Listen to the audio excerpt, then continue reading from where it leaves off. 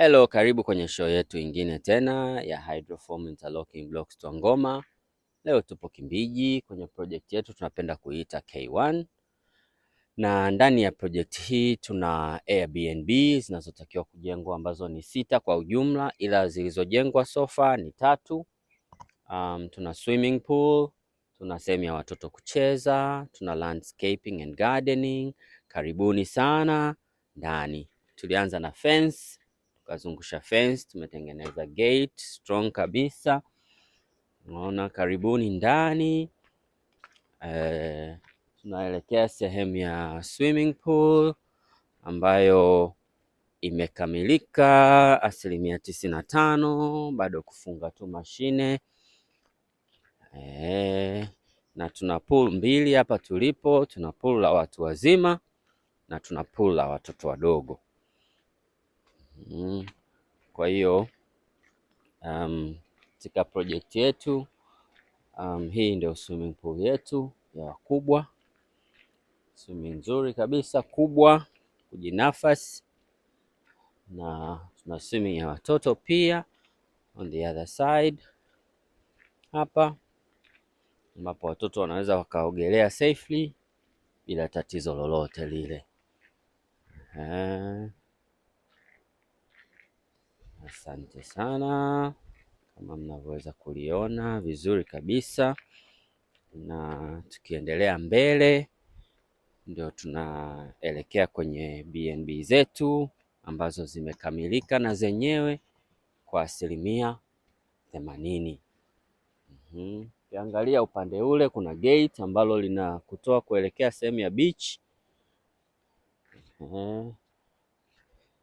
Landscaping and gardening imefanyika vizuri kabisa na sisi wenyewe.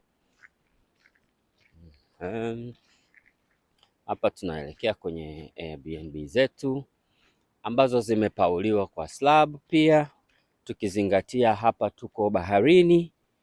Kwa hiyo changamoto ya chuma kidogo tunaiavoid kwa kupaua na slab badala ya kupaua na mabati ambayo yanaweza kuafektiwa na chumvi. Karibuni sana. Hii ni mojawapo ya BNB yetu. Kundani ni self contained.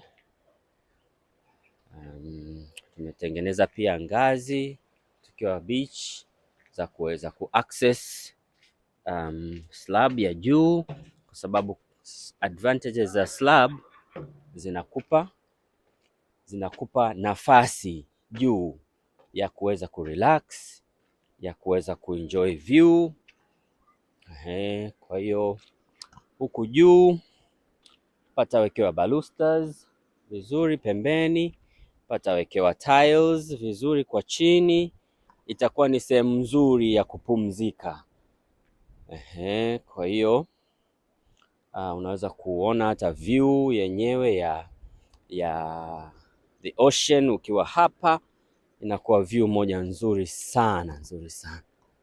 Kwa hiyo unaweza ukachill tu hapa juu muda wowote ule. It's a private area, unaona, ambayo unaweza ukarelax away from everyone. Hapa tuko rooftop on one of our slabbed houses. Hizi BNB ziko 3 kama zinavyoweza kuonekana. Kuna nyingine 3 zitajengwa kuelekea kwenye mkorosho pale kama mnavyoweza kuona. Alafu baada ya hapo kutakuwa na sehemu ya kupumzika alongside the fence kule.